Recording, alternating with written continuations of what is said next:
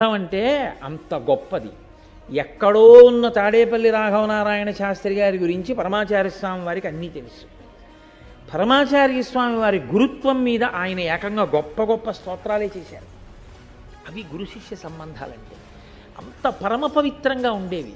అంత పవిత్రమైన సంబంధాలు కాబట్టే, అంత గొప్ప పూజలు కాబట్టే రాఘవనారాయణ శాస్త్రి గారి శరీరాన్ని అగ్నిహోత్రంలో వ్రీలిస్తే ఆకరణ దహన సంస్కారం జరుగుతుంటే ఆయన చితాభస్మంలోంచి శరీరంలోంచి బాలాదేవి వచ్చి నిలబడింది పైన.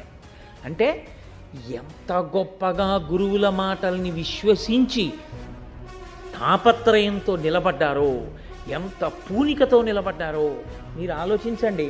మొన్న వచ్చారు కృష్ణావధానులు గారు. మొన్న మేమందరం వెళ్ళాం కుంభాభిషేకం గురించి మాట్లాడడానికి వారింటికి. అప్పటి వరకు బాగానే మాట్లాడారు. మా గురువుగారు అన్నారు అంతే. ఆ తర్వాత ఇంకా ఒక 7-8 నిమిషాల సేపు ఆయన మాట్లాడలేకపోయారు. కంఠం గాద్గదికమైపోయి